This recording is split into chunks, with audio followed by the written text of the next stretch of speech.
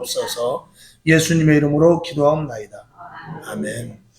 할렐루야. 예. 오늘 제목은 새 언약의 일꾼들입니다. 우리 한번 따라해 봅시다. 새 언약의 일꾼들.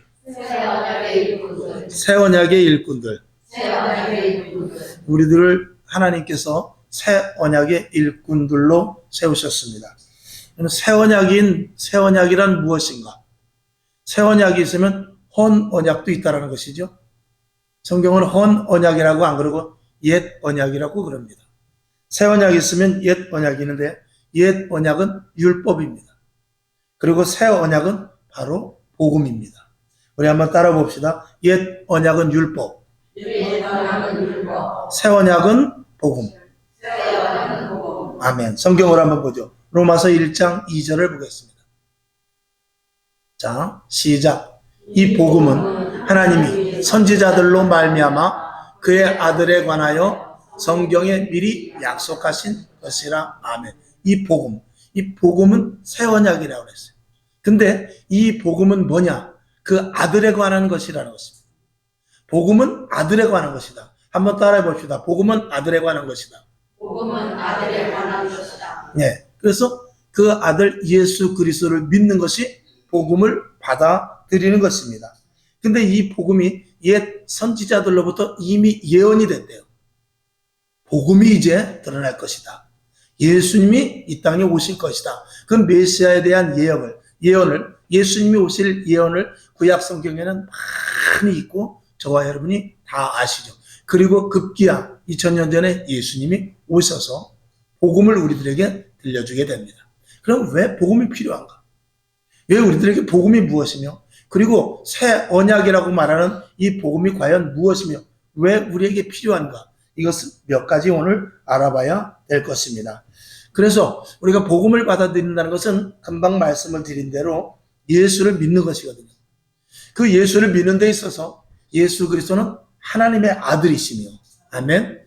예수 그리스도는 하나님의 아들이시며 그분이 십자가의 사건을 통해서 우리의 모든 죄를 다 담당하셨다라는 것을 믿는 것입니다. 그리고 죽었지만 부활하심으로 말미암아서 사람의 존재가 그냥 유한한 것이 아니고 어떤 영원한 존재이구나. 이거를 부활로 말미암아서 우리들에게 의도적으로 알려주시는 것입니다. 너희가 비록 100세 안에 죽지만 죽는 것으로 끝나는 것이 아니라 영원한 천국이 있다는 것을, 너희는 그냥 일회적으로 단회적인 인생이 아니라 영원한 인생이라는 것을 보여주기 위해서 예수님께서 의도적으로 부활을 하심으로 말미암아서 이렇게 살아났지, 너희들도 죽는 것이 아니라 영원한 천국이 있다라는 것을 의도적으로 알려주시는 것입니다. 그리고 다시 오실 주님에 대해서 예수님께서 분명히 말씀하심으로 말미암아서 예수님께서 하늘로 올라가셔서 지금 주님이 없지 않느냐? 예수님이 하늘로 갔다고 우리가 어떻게 믿느냐? 할 것을 그렇게 말하는 자들을 위해서 주님은 재림하여 이 땅에 오실 것입니다. 그 예수님을 우리가 믿는 것인데 그 예수님을 믿는 것을 바로 복음이라고 말하는 것입니다. 자, 로마서 4장 14절을 보겠습니다. 시작. 만일 율법에 속한 자들이 후사이면 믿음은 헛것이 되고 약속은 폐하여 졌느니라. 아멘. 그러면 그냥 옛 언약으로, 하나님의 말씀이니까 옛 언약으로 그냥 두면 되지, 왜 굳이 새 언약을 우리에게 받으라고, 왜 복음을 받으라고 말씀을 하셨는가 라는 의문을 우리가 가질 수 있습니다. 근데 성경 로마서 오늘 4장 14절을 보게 되면 만일 율법에 속한 자들이 후사이면, 즉 옛 언약으로 말미암아서 우리가 영원을 누릴 수 있다면 이 믿음으로 말미암아 예수 그리스도를 믿는 복음은 아무 소용이 없다 이거예요.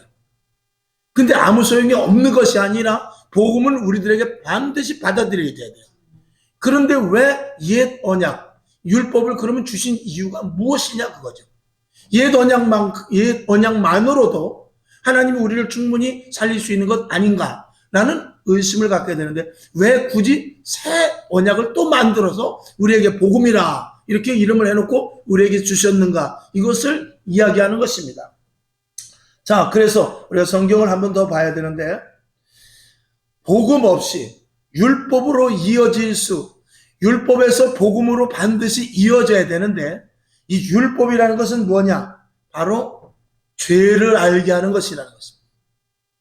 그리고 복음이라는 것은 죄를 사해 주시는데 어떤 대가가 아니라, 그래서 율법은 행위요, 복음은 믿는 것인데, 행위라는 것은 하나님께서 율법을 주셨을 때는 하지 마라, 하지 마라, 하지 마라, 해라, 해라, 계속해서 율법은 그것입니다. 십계명에서 보면 하나님을 온전히 섬기라. 그리고 무엇을 할 것에 대한 것과 하지 말 것에 대한 분별을 분명하게 해주는데, 문제는 뭐냐면 하라는 것을 다 할 수가 없어요. 그리고 하지 말라는 것을 다 안 할 수가 없고 죄를 지을 수밖에 없는, 도덕질하지 마라, 간음하지 마라 등등 여러 가지 십계명 속에 있는 이 죄를 안 지면은 되는데 지을 수밖에 없다라는 것이죠. 그렇게 인간은 죄를 지을 수밖에 없는 구조로 되어 있어요. 로마서 3장 20절을 보겠습니다. 시작. 그러므로 율법의 행위로 그의 앞에 의롭다 하심을 얻을 육체가 없나니 율법으로는 죄를 깨달음이라. 성경을 보면 율법의 행위로는 그의 앞에 의롭다 하심을 얻을 수 없다. 그러니까 우리가 율법을 다 지키면 하나님 앞에 의롭다 칭함을 받아요. 율법만 지키면. 근데 율법을 지킬 수가 없단 말입니다. 그러니까 율법을 지키지 않으면 어떻게 하냐? 죽임을 당합니다. 근데 그렇게 하다 보면 인간이 다 죽습니다. 여러분, 우리는 살다 보면 오늘도, 어제도, 한 주간도 우리는 알게 모르게 죄를 짓습니다. 그러니 지금 우리가 예수를 믿어도 죄를 짓는데, 예수님이 오시기 전에 율법을 행하라, 율법을 지켜라, 또 하지 말아라, 이런 것들에 대해서 우리가 다 지킬 수가 없고 어기는 것들이 많아집니다. 그러면 우리는 하나님 앞에 죽을 수밖에 없죠. 그러나 하나님께서는 우리를 그냥 죽일 수는 없습니다. 그러니까 대신 양을 잡게 하시는 것이죠. 그래서 너가 죽어야 되지만 그 대신 양을 잡아라. 작은 죄를 지었으면 비둘기나 양을 잡을 것이고, 큰 죄를 지었으면 송아지를 잡아서 바쳐라. 그 대신 그 죽는 거기에 네가 안수를 해서, 양머리에 안수를 해서, 하나님, 내가 한 주간 동안 죄를 지었는데 이 죄를 이 양에게 전가시킵니다. 그러면 그 양이 불태워지고 내 죄가 소멸되는 그 의식을 언제까지 하느냐? 예수님 오실 때까지 해야 되는데 그 일이 계속 이어집니다. 왜냐하면 우리가 죄를 계속 짓기 때문에 양은 계속 죽어나갈 수밖에 없는 것입니다. 그러니까 율법의 요구는 뭐냐면 항상 양입니다. 율법은 언제든지 양을 요구해요. 즉 다시 말해서 우리가 죽을 수 없으니까 대신 대따로 계속 양이 죽는데, 우리 평생에 저와 여러분 죄를 지면 양을 몇 마리나 죽겠습니까? 수도 없이 죽죠. 한도 끝도 없이 죽을 것입니다.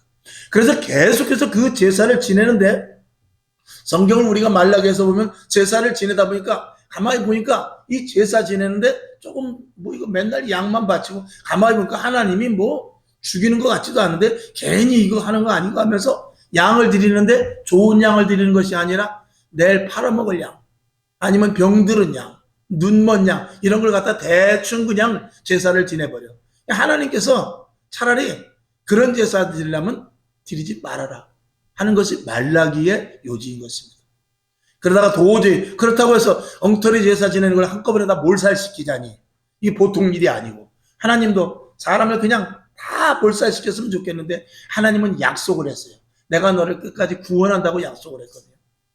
그렇기 때문에 예수 그리스도를 이 땅에 보내주셔서 예수 그리스도로 말미암아 이 땅의 모든 죄를 지은 자들의 그 양의 대가만큼의 가치를 지닌 예수 그리스도를 대신 십자가에 못 박혀 죽게 하고 너희 죄를 내가 다 처리했다 라고 말씀을 하는 것입니다. 그것이 바로 예수 그리스도의 십자가의 사건인 것입니다. 우리 한 사람이 죽으면, 나 한 사람이 죽음으로 말하면서 여러분의 모든 죄를 담당할 수 없습니다. 만약에 교도소에서 사형 선고를 받은 사람이 사형을 선고를 받으면 그 사람은 큰 남을 살해했다든지 아니면 큰 중범죄를 저했기 때문에 그렇거든요. 그래서 그 사람이 사형을 받음으로 말하면서 그 죄는 사해지는 것이죠. 그런데 그 한 사람이 많은 사람의 모든 죄를 다 담당할 수는 없습니다. 자기가 지은 죄만큼만 담당하는 것입니다. 저와 여러분이 내가 자녀의 죄, 남편의 죄, 이웃의 죄, 그리고 이 나라의 모든 죄를 한 사람이 담당할 수는 없습니다. 그만한 가치가 우리는 되지 않습니다. 이 땅의 모든 사람들이 죄를 지었을 때 어마어마한 양이 들어갑니다. 그 양의 가치만한 것을 이 땅에는 없어요. 그러니까 죄가 없으신, 흠이 없으신 하나님의 아들 예수 그리스도의 엄청난 가치. 예수 그리스도의 가치는 창조주의 가치입니다. 예수 그리스도의 가치는 이 땅의 모든 것의 권세자의 가치입니다. 예수 그리스도의 가치는 조물주의 가치인 것입니다. 그 가치되는 어마어마한 가치, 사람과는 가히 상상할 수 없는 그 가치가 되는 예수 그리스도를 대신 죽게 하여, 그래서 우리의 모든 죄를 다 이 고로 시켜버리고 마는 것입니다. 그래서 예수를 믿는 자들에게는 우리의 모든 죄를 사해 주십니다. 그것이 예수 그리스도를 믿는 믿음인 것입니다. 그리고 중요한 것은 믿든지 안 믿든지는 그거는 나의 선택입니다. 안 믿으면 정죄를 당할 것이요, 믿으면 구원을 받을 것이라는 것이 성경의 이야기인 것입니다. 자, 성경은 계속해서 하지 말아라고 그랬고, 우리는 어찌 알고, 계속해서 죄를 짓는데 어찌 알고, 그래서 양이 계속 죽을 수밖에 없지만 그 양 대신 처리해 주신 분이 바로 예수님이다 라고 우리가 이해할 수 있죠. 로마서 8장 2절을 보겠습니다. 시작. 이는 그리스도 예수 안에 있는 생명의 성령의 법이 죄와 사망의 법에서 너를 해방하였습니다. 아멘. 죄와 사망의 법은 율법입니다. 죄와 사망의 법, 거기서 우리는 벗어날 수가 없어요. 왜? 그 율법을 다 지킬 수가 없기 때문에. 근데 하나님께서 생명의 성령의 법, 예수 그리스도의 복음을 우리들에게 보내주셔서, 복음을 우리들에게 주셔서 예수 그리스도를 십자가에 못 박게 죽게 하고 우리에게 자유함을 주신 것, 이게 복음이라는 것입니다. 자, 그러면 여기 보면은 죄와 사망의 법의 반대가 생명의 법입니다. 그래서 율법은 죽이는 것이라고 했어요. 결국은 죽을 수밖에 없는 것이고, 그리고 복음은 살리는 것이라고 했어요. 하나님께서는 우리들에게 특단의 조치를 취했는데 그 특단의 조치가 바로 예수 그리스도를 이 땅에 보내주신 것이에요. 자, 성경을 다시 보죠. 갈라디아서 3장 26절을 보겠습니다. 시작. 너희가 다 믿음으로 말미암아 그리스도 예수 안에서 하나님의 아들이 되었으니. 성경은 뭐라고 말하면 예수 그리스도를 믿어라. 예수 그리스도의 십자가의 사건을 믿어라. 나의 모든 죄를 담당한 그 사건을 믿어라. 그러면 예수 그리스도 안에서 하나님의 아들이 되게 하겠다라고 성경은 우리들에게 명시를 해주고 있습니다. 근데 그것은 무엇으로 이룰 수 있냐? 그건 바로 믿음으로만 되는 것입니다. 성경을 한 번 더 보죠. 로마서 5장, 그렇죠. 로마서 5장 1절을 보겠습니다. 시작. 그러므로 우리가 믿음으로 의롭다 하심을 얻었은즉 우리 주 예수 그리스도로 말미암아 하나님으로 더불어 화평을 누리자. 아멘. 우리가 예수를 믿으면 하나님과의 막혔던 죄 때문에 하나님 앞에 다가갈 수 없는 그 문이 열려져 버린다는 것입니다. 누구에게? 예수 그리스도를 믿는 자들에게. 이게 하나님 안에서 자유를 얻는다는 것은 하나님께 모든 것을 구할 수 있고, 하나님이 주신 약속의 복을 받을 수 있고, 하나님이 주는 권세를 우리가 누리고, 하나님이 주신 신령한 은사와 은혜를 우리가 누리게 되어서 이 땅에 얽매일 수밖에 없는 그 자리에서 이 땅을 제어하고 이길 수 있는 권세의 자리로 옮겨지는 것을 말하고 있는 것입니다. 그것은 예수 그리스도께서 우리의 모든 죄와 허물을 다 용서하셨기 때문에 그렇습니다. 우리가 그럼 왜 죄인인가? 왜 죄를 지을 수밖에 없는 죄인인가? 우리는 에덴 동산에서 하나님께서 우리를 만드셨을 때 하나님의 형상으로 만들었습니다. 하나님의 형상으로 만들고 그 안에 하나님의 영을 넣어주셨습니다. 그 당시에는 죄가 없을 때입니다. 하나님께서 우리를 만드실 때 개나 짐승이나, 항상 제가 말씀을 드렸죠. 개나 짐승이나 송아지는 하나님과 견줄 수 없는 것이 있는데 그건 뭐냐면 하나님을 닮지를 않았습니다. 성경은 창세기에서 보게 되면 우리를 만들 때 하나님께서 어떻게 만들까? 인간을 어떻게 만들까? 하다가 우리랑 똑같이 한번 만들어보자. 우리랑 한번 똑같이 만들어보자. 그래서 하나님이 어떻게 생겼나 보면은 우리를 보면 돼요. 하나님이 어떻게 생겼는가를 우리가 생각하면 성경은 분명히 뭐라면 우리와 똑같이 만들자고 했어요. 그래서 하나님은 어떻게 생겼냐고 물어보면 우리와 같이 생겼다고 하면 됩니다. 그리고 그 안에 무엇을 넣어줬냐면 우리를 그릇같이 만들었어요. 형상, 그릇으로 만들었다는 말이에요. 그리고 그 그릇 속에 내용물을 넣어줬는데 그 내용물이 하나님의 영입니다.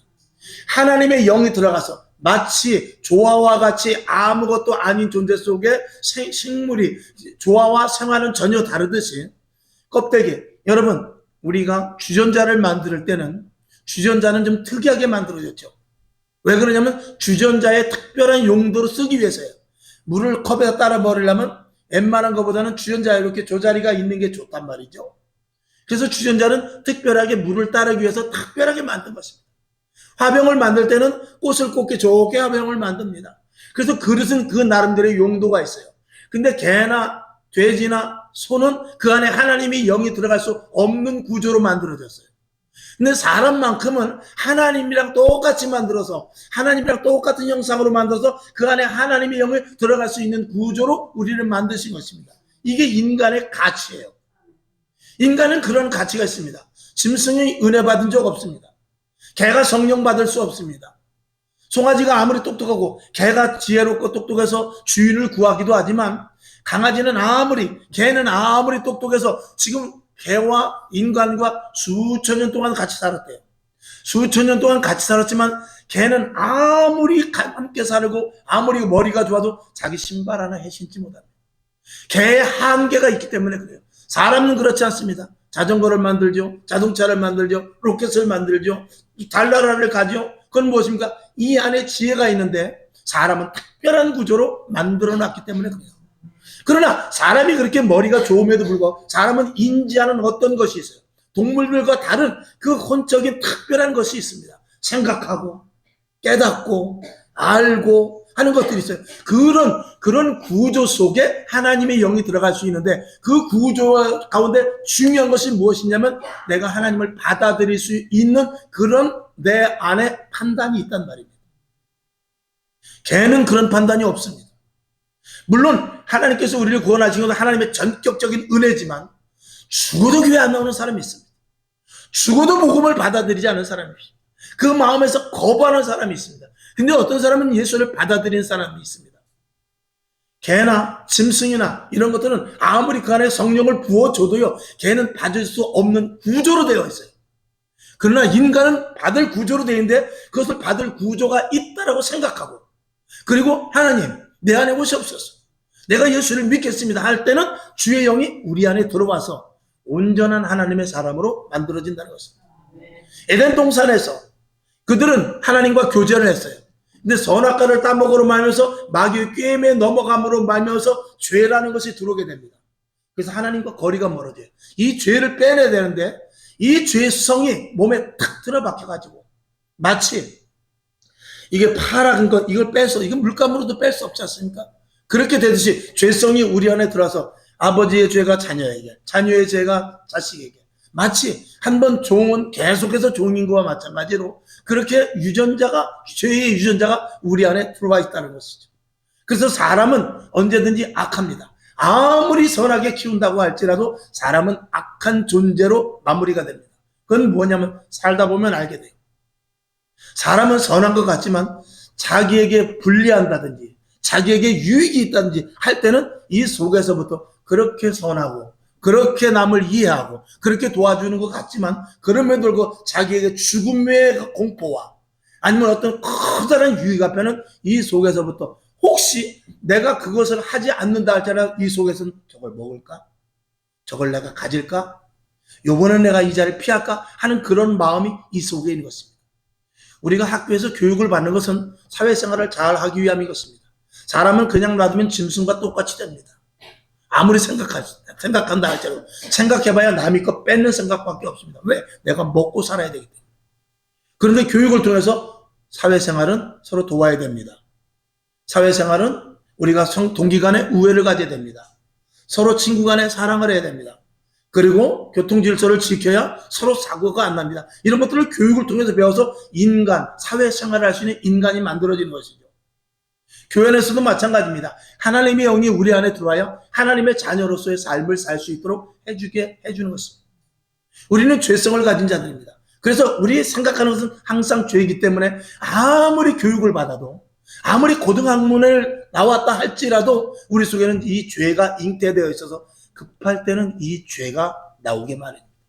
오늘 아침에 매일 양식에서도 말씀을 드렸습니다만 사람이 선을 추구해요. 내가 오늘은 바르게 살리라. 내가 오늘은 참고 살리라. 내가 오늘은 인내하며 살리라. 끝까지 가요. 근데 옆에서 계속 갈구면은 아이 참아야지. 옆에서 계속 유혹이 오지. 저 유혹을 이겨야지. 옆에서 계속 나를 멸시하죠. 이거 참아야지. 그러다가 결국에 가서 아니야 참아야지 의로워야지. 그러다가 결국은 폭발하는 것이 사람의 의입니다. 사람은 아무리 선해도 결국 끝에 가서 그 악의 조건, 좋지 않은 환경, 그리고 나를 멸시하고 나를 무너뜨리려고 하는 그런 세력 앞에는 쓰러질 수밖에 없는 죄에 대해서 취약한 약한 존재라는 것입니다. 그런 것들을 우리가 다 갖고 있어요. 어느 누구나 마찬가지입니다. 그 대통령도 그렇고 국회의원도 그렇고 어떤 사람이든지 그 내면에 그게 있습니다. 그걸 하나님께서 제거시켜 주시겠다는 것입니다. 쉽지 않죠. 그 제거시켜 준 사람, 그것이 제거된 사람을 변화된 사람이라고 말하고 있습니다. 그것을 성경은 새로운 피조물이라고 말해요. 그런 사람을 성령의 사람이라고 말합니다. 그 사람은 거룩한 하나님의 자녀라고 말합니다. 우리는 늘 그 거룩한 하나님의 자녀로 지금도 나아가는 중입니다. 한꺼번에 씻어지질 않아요. 마치 이 컵 속에 물을 담으면 이 속에 컵이 물이 좀 더러운 것이 있으면 이것을 깨끗하기 위해서는 계속해서 깨끗한 물을 부으면은 이게 흘러 흐르나도 언젠가는 깨끗한 물이 되듯이 계속 예수 그리스도를 받아들이고 계속 말씀을 보면서 계속 기도하면서 계속 예배 참석하고 하나님의 말씀을 상고하면서 다짐하고 하나님 도와주시옵소서. 그리고 주 앞에 매달릴 때 우리가 변화되는 것입니다. 하루아침에 변화되지 않습니다. 사도 바울이 하루아침에 변화됩니까? 그렇지 않습니다. 사도 바울도 그 밝음이 다메섹 도상에서 눈이 멀 정도로 밝은 빛을 보아서 그가 깨달아졌지만 그럼에도 불구하고 그 속에는 잔재되어 있는 죄가 계속 있어서 이 죄 때문에 나는 정말 곤고한 자로다 라는 그런 고백을 하였고, 그랬기 때문에 그의 고백은 언제든지 나는 날마다 죽어야 되겠구나, 한 번 죽어서 될 일이 아니구나, 날마다 죽어야 되겠구나 하면서 사도 바울의 고백이 나는 날마다 죽노라입니다. 그러니까 날마다 죽어야만 날마다 새로운 피조물로서 변화된 사람으로 살 수 있다는 것이죠. 그러니까 예수 그리스도를 믿는 하나님의 자녀는 죽지 않으면 안 됩니다. 날마다 죽어야 되는 것이죠. 오늘 우리는 예수 그리스도를 믿음으로 말미암아서 우리 안에 하나님의 영이 들어올 수 있는 구조가 돼 있고, 복음을 받아들이고 예수를 믿는다는 것은 우리 안에 하나님의 영으로 말미암아 살겠다는 다짐인 것입니다. 그리고 그것을 믿는 것이죠. 주님, 내 안에 오시면 나의 모든 죄와 허물이 다 없어지고 용서되며, 그리고 내 안에 죄성을 이길 수 있는 그런 힘을 주님께서 주실 줄로 믿습니다. 여러분, 우리 속에 항상 두 마음이 있어요. 생각은 한 가지를 할지라도요, 이 마음은 흔들리게 돼 있어요. 이 생각과 마음은 정말, 이건 생각은 뭐고 마음이 무엇이냐, 이건 아무리 우리가 계산을 해봐도 생각이 뭐지? 마음이 뭐지? 어떤 정의를 내릴 수가 없습니다. 근데 이 마음이라는 것, 생각을 항상 우리가 할 때 여러 가지 생각을 하죠. 그리고 이 마음에서 정하는 것입니다. 이 마음은 항상 두 가지예요. 왼쪽으로 갈까? 오른쪽으로 갈까? 생각은 계속 해주죠. 생각 안 돼, 이건 법을 어기는 거야. 근데 마음에서는 그걸 받아들이는 것이 아니라 그래, 맞아, 이건 법을 어기는 것이야. 근데 마음이 두 갈래요. 아니야, 요번에 한 번만 이 법을 어기면 나에게 엄청난 수확이 들어오는데, 이번에 한 번만 하면 그 다음에 더 큰 유익이 오는데, 이 마음을 중심을 잡지 못합니다. 그래서 주님이 우리 마음에 와서 내 마음을 완전히 차지해야 되는데, 그 차지하는 것이 예배드리는 것이요, 기도하는 것이요, 말씀을 깨달아 보는 것이며, 그리고 날마다 구하여 주님 내 안에 오시옵소서 하고 우리 안에 집어넣는 것입니다. 주님을 요청하는 자들에게 주님을 오십니다. 성령님 나를 붙잡아 주시옵소서 하고 구하는 자들에게 오는 것입니다. 그래서 성경은 구하고 찾고 두드리라는 것인데, 먹고 마시고의 문제가 아닙니다. 주님을 구하라는 것입니다. 성령님을 구하라는 것이에요. 말씀을 깨닫는 것을 찾으라는 것입니다. 우리가 얼마나 구합니까? 주일날 하루 와서 예배 드리고, 그리고 한 주 내내 가서 다른 생각을 하면 우리 안에 주님이 더 많습니까? 아직도 가지고 있는 죄성이 더 많습니까? 이길 수 없죠. 그래서 우리는 날마다 기도하는 것입니다. 날마다 우리는 성경을 봅니다. 우리는 밥을 매일 먹지 않으면 안 됩니다. 한 끼만 굶어도 기운이 떨어집니다. 두 끼 굶으면 눈이 노랗습니다. 세 끼 굶게 되면은 아이고 뭐 먹을 것 없나 당장 냉장고 괜히 열어보고 그렇게 되죠. 근데 말씀에 대해서는 그렇게 애타함이 없어요. 그러니까 우리 속에 채워지는 건 뭐냐? 하나님으로 채워지는 것이 아니라 세상 것으로 계속 채워지기 때문에 언제든지 우리는 예수를 믿어. 이 내 안에 예수 그리스도가 1시간가량, 주일날 나와서 1시간가량 예수가 있지만 나머지 많은 부분을 무엇이 차지하고 있느냐? 세상 것이 차지하고 있기 때문에 언제든지 세상에 지게 마련인 것입니다. 이 약한 것을 가지고 세상을 이길 수가 없는 것이죠. 우리는 하나님을 믿음으로 말미암아서 주님을 영접하는 것입니다. 주님 내 안에 오시옵소서. 날마다 구하라는 것입니다. 될까가 아니라 믿음으로 구하는 것입니다. 주님 내 안에 오시면 나는 주님의 사람이 될 수 있습니다. 주님이 내 안에 오시면 내가 세상을 능히 이길 수 있습니다. 여러분, 우리가 예수를 믿는다는 것은 이 세상의 모든 것들을 다 해결시키는 것입니다. 우리는 이 안에 세상 것을 가지고 있으면 세상 사람들이 되는 것입니다. 세상 사람들은 세상의 법에 준합니다. 세상의 법에 준한다는 것은 그 사람의 사주팔자, 그 사람이 주어진 환경, 그 사람의 고통과 그리고 다가오는 어려움, 여기에 얽매여서 그것을 해결하려고 무진에 쓰게 됩니다. 그래서 내가 할 수 없는 것, 그런 것들조차도 어떻게 해야 될까 하는 이 근심과 걱정이 우리 속에는 계속해서 있게 마련입니다. 나는 왜 팔자가 이러지? 나는 왜 이렇게 되는 일이 없지? 나는 왜 이렇게 가로막는 일이 많은가? 나는 어려서부터 유전적으로 이런 질병이 있어. 우리 아버지 성격이 나 그대로 닮았어. 이런 것들. 나는 몇 날 몇 시에 나왔는데 재수가 없는 그런 팔자래. 이런 것들에 얽매여서 세상의 법에 의해서 끌려가는 삶을 사는 것이죠. 그러나 우리 안에 예수로 가득 차게 되면 예수가 이것을 밀어내서, 하나님의 말씀이 이걸 밀어내서 우리는 하나님의 법에 의해서 사는데, 출애굽기에 보게 되면 이스라엘 백성들이 홍해를 건넜을 때 하나님께서 제일 먼저 하신 말씀이 뭐냐면 나는 너희를 치료하는 여호와라 그랬어요. 치료하는 여호와라는 것은 우리의 단순한 질병을 치료하는 것이 아니라 우리의 모든 가졌던, 내가 가졌던 속성 모든 것들을 완전히 치료시켜 주신다는 것입니다. 제가 우스갯소리 한번 한 적 있죠. 저는요, 기존에 이제 객지 생활을 제가 좀 한 7, 8년 했는데, 그때 이제 우스갯 이제 별의별 친구들이 다 있지 않습니까? 손금 봐줄게. 야, 너 관상 봐줄게. 그러는 그 친구들이 있어요. 아이, 됐어. 무슨 사람이 무슨 팔자대로 사냐. 그러면, 그런데 이제, 이러고 줘봐. 그러면, 너는, 나의 어린 부인을 얻겠다. 너는, 야, 단명하겠다. 손금이 그렇게 나와 있대요. 단명하겠다. 이게 뭐 빨리 붙으면 단명한다나? 또 이쪽은 뭐 여자 손금이고, 어쩌고 그러다. 관상도 보아하니 이마가 짧아가지고, 소갈딱지는 좁을 것이다. 그래. 좁긴 좁아요. 그러나, 넓어지지 않습니까? 지금 넓어지고 있지 않습니까?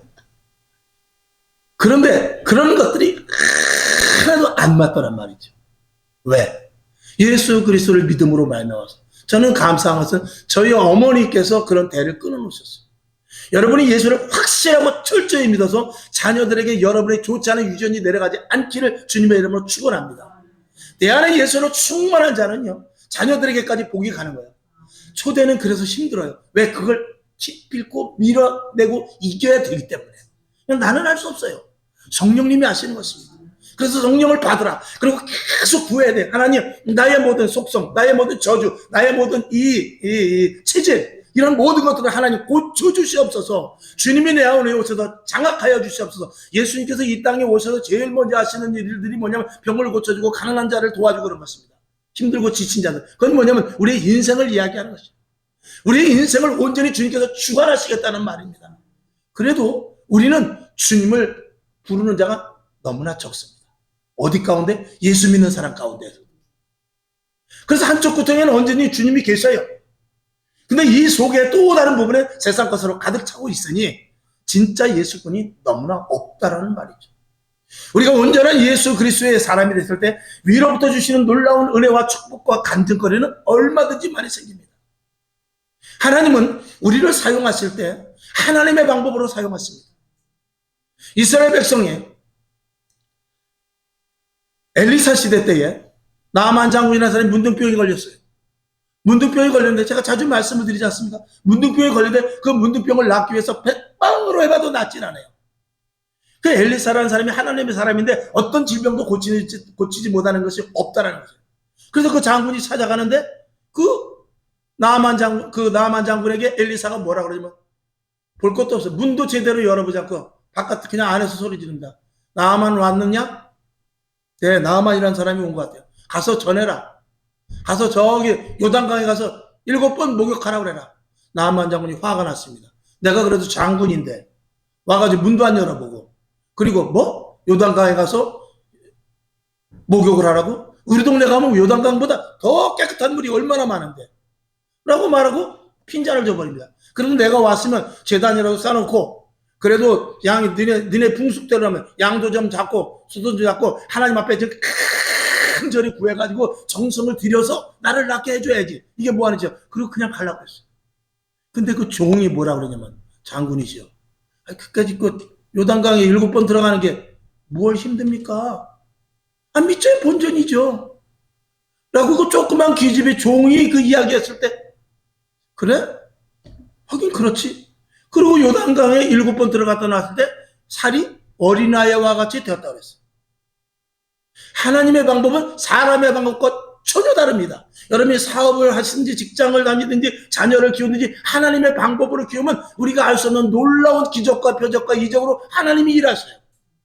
내가 할 수 없는 방법입니다. 우리의 머릿속에 이렇게 하기 이렇게 1 더하기 1은 2가 되고 5 더하기 5는 10이 되고 10 곱하기 10은 100이 되겠지 하지만 그 방법은 하나님의 방법이 아니에요. 하나님의 방법은 홍해 앞에서 우리는 배를 타고 가야 돼요. 홍해를 건너기 위해서는 수영을 배워야 돼요. 아니면 저 멀리 돌아가야 돼요. 근데 하나님은 그렇게 하잖아요. 뭐가 그렇게 어렵냐? 내가 갈라줄게. 인간의 방법으로 전혀 상상할 수 없는 방법으로 하나님이 끌고 가시는 거예요. 그런 가정, 그런 직장, 그런 사업장, 그런 사업체, 그것이 복이 아니겠습니까? 왜 어떤 사람은 똑같이 일을 해도 효율적으로 능률적으로 하고 어떤 사람은 그 똑같이 일을 해도 결과가 좋지 않습니까? 하나님이 도우시는 것입니다. 또 왜 어떤 사람은 저 일이 안 되면 저 사람은 울고 다녀야 되는데 왜 웃고 다니지? 하나님이 주시는 은혜가 있기 때문에 그렇죠. 오늘 이루어지지 않아도 하나님의 뜻이 있다. 하나님은 분명히 내 기도를 들으셨다 하는 걸 복음으로 말미암아 가득 찬 자들의 자부심인 것입니다. 여러분, 믿음이라는 것, 이 믿음이라는 것은 정말 예수 그리스도가 내 안에 오시면 나의 모든 평안이 이루어질까? 내 안에서 기쁨이 이루어질까? 내가 사람을 용서할 수 있을까? 내가 즐거움을 누릴 수 있을까? 믿으시기를 바랍니다. 믿지 않으면 안 되는 거예요. 자, 8월 15일 날 해방이 됐어요. 해방이 됐는데 이제 일본 군들이 아는 놈들은 막 자기네 나라로 갑니다. 근데 모르는 놈은 그냥 우리나라에 있어요. 또 우리나라 국민들도 해방이 되어서, 해방이 되면 그때부터는 일본의 그 앞잡이에서 억류되어 있었지만 해방의 소식을 제일 먼저 들은 사람은 제일 먼저 다가서 일본 놈에 가가지고 네가 나를 이렇게 괴롭혔지 그러면서 발로 차고 그래도 그는 도망갈 수밖에 없습니다. 근데 그것을 모르면요, 해방이 됐어. 해방이 돼서 선포가 됐어. 일본 천황이 항복을 했어. 다 철수해. 그랬는데도 불구하고 그걸 모르면은 그 안에 일본군이 그것도 모르고 우리나라 백성이 둘 다 모른다면 그냥 일본 사람 속에서 그냥 속박을 당하고 마는 것입니다. 자, 미국의 남북전쟁이 일어났어요. 아브라함 링컨이 노예를 해방했어요. 자, 이제 모든 노예들은 다 풀어준다. 그랬는데 저 끝에서 나는 그걸 못 믿겠어 하면 그 사람은 노예로 사는 거예요. 그 사람은 끝까지 노예로 살 수밖에 없어요. 그러나 노예를 해방된 것을 알고 즐기는, 그걸 기뻐할 수 있는 사람은 내가 이제 해방되었으니까 여기 딱 도장이 있든지 여기 뭐 귀고리를 찾든 관계없이 다 띄워버리고 지울 수 있으면 지워버리고 그리고 자유의 몸으로 나갈 수 있지만 그걸 믿지 못하면, 아유, 우리 아버지도 종이었고 나도 노예였었는데 뭐 대통령이 그걸 선포했다고 해서 우리가 뭐 하루아침에 그 노예에서 풀어질 수 있나요? 라고 믿지 않으면 그건 소용이 없는 거예요. 믿음은 그런 것입니다. 하나님의 선포 속에서 그 사람이 믿느냐 안 믿느냐는 자기예요. 예수 그리스도를 믿고 안 믿고는 여러분입니다. 하나님은 나의 축복이시오, 믿는 분이 되기를 바랍니다. 하나님은 나의 구원자시오, 믿는 분이 되시길 바랍니다. 주님이 내 안에 오셔서 나의 주인이 되실 때 모든 일이 형통해질 것이다 라고 믿는 자가 될 수 있기를 주님의 이름으로 축원합니다. 나는 죄에 억눌려 사는 사람이야. 나는 이걸 이길 수 없어. 나는 끝까지 이 세상에서 내가 해결할 거야. 그런 사람은 하나님의 혜택을 누릴 수가 없게 되는 것입니다. 이건 믿음입니다. 구약의 옛 언약은 율법이기 때문에 행하면 복을 받았어요. 좋은 일을 하면 좋은 복을 받았어요. 그러나 지금은 그것이 아닙니다. 우리를 방해하는 악한 세력을 이길 수 있는, 눈으로 보이는 것이 아니라 보이지 않는 세력이 나를 넘어뜨리고, 보이지 않는 세력이 나를 쓰러뜨리고, 보이지 않는 세력이 나와 함께함으로 말면서 내가 하나님께로 다가가지 못하는 이 더러운 것들을 이길 수 있는 힘이 있으니 바로 예수 그리스도의 이름을 우리에게 주어졌는데, 그 이름을, 예수 그리스도의 이름을 믿으라라는 것입니다. 그래서 우리에게 믿음이 중요한 것입니다. 예수는 믿는 것입니다. 예수는 그냥 단순히 따라가는 것이 아니라 믿고 따라가는 것입니다. 할렐루야. 갈라디아서 2장 16절을 한번 보겠습니다. 시작. 사람이 의롭게 되는 것은 율법의 행위에서 난 것이 아니요 오직 예수 그리스도를 믿음으로 말미암는 줄 아는 거로 우리도 그리스도 예수를 믿나니 이는 우리가 율법의 행위에서가 아니고 그리스도를 믿음으로써 의롭다함을 얻으려 함이라. 율법의 행위로서는 의롭다함을 얻을 육체가 없느니라. 아멘. 아무리 제사 지내봐야 안 되고 이제는 제사의 완성자이신 예수 그리스도께서 그래 내가 오늘 양을 안 잡아도 예수님이 내 죄를 담당하셔서 믿습니다 하고 믿음으로 나아갈 때, 그리고 주님이 내 안에서 이제는 죄와 거리가 먼 자가 되었으니 나를 지켜 주시옵소서 하고 지속적으로 기도할 때 주님이 내 안에 충만하게 채워지게 될 줄로 믿습니다. 자, 우리들은 이 복음을 전하라고 부른 오늘 본문의 말씀과 같이 새 언약의 일꾼들입니다. 생명을 전하는 일꾼들입니다. 성경을 한번 더 보고 말씀을 마쳐야 되겠네요. 자, 고린도 후서 3장 7절 8, 9절 시작. 오늘 읽은 대로죠. 시작. 돌에 파서 새긴 죽게 하는 의문의 직분도 영광이 있어. 이스라엘 자손들이 모세의 얼굴에 없어질 영광을 인하여 그 얼굴을 주목하지 못하였거늘. 7절 다시 봐요. 자, 보면 돌에 써서 새긴 죽게 하는 의문, 즉 다시 말해서 뭐냐면은 율법을 지키는 그런 사람들도, 자기가 율법을 지키는 사람들도 참 자기가 영광이다 이렇게 생각을 했는데 8절을 보죠. 하물며 영의 직분이 더욱 영광이 있지 않느냐.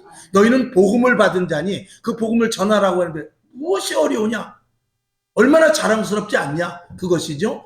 9절. 정죄의 직분도 영광이 있은즉 의의 직분은 영광이 더욱 넘치리라.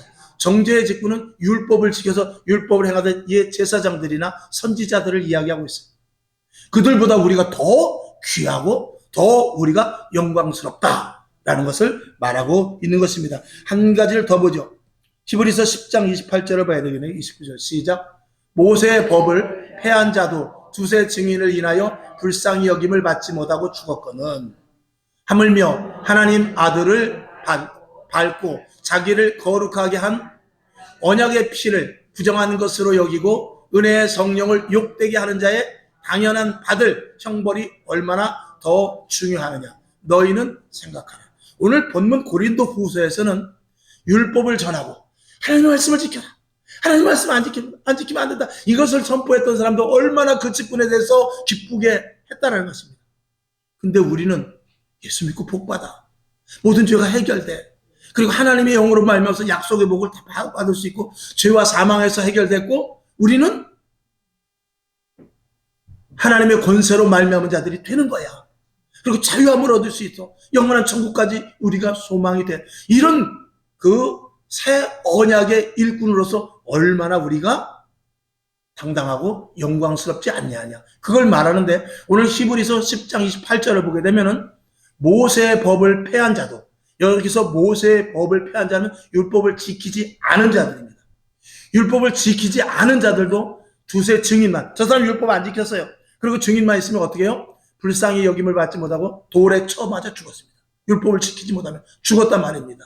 그런데 29절, 하물며 하나님의 아들을 밟고, 즉 다시 말해서 십자가의 사건을 말합니다. 예수 그리스도께서 십자가로 우리를 위해 죽으시고 너를 위해 죽었다, 나를 믿어라, 이렇게 말하는데도 믿지 않는다면 그 벌이 얼마만큼 크겠냐. 율법을 지키지, 그 율법은 옛 언약인데 그걸 지키지 않았던 자들도 돌에 맞아 죽고 그렇게 사망의 그늘에서 벗어나지 못했는데 그 율법을 안 지켜도 죽는데, 지금 이 복음에 정말 생명의 벼, 생명의 이 법, 그리고 하나님께서 주신 귀한 예수 그리스도로 말미암아 이 복음을 너희가 받아들이지 않을 때 하나님의 진노가 얼마나 큰 것을 너희가 생각해 보지 않느냐라고 반문을 하고 있는 것입니다. 오늘 저와 여러분, 우리가 예수 믿는 것은 정말로 기쁜 일입니다. 감사한 일이고 이건 정말 축복 중에 가장 큰 축복입니다. 오늘 문제는 뭐냐면 그것을 전하라는 것입니다. 그것을 전하는 자가 가장 큰 영광스러운 자라는 것입니다. 여러분, 예수 그리스도의 복음을 내가 받는 것도 중요하지만 전해야 됩니다.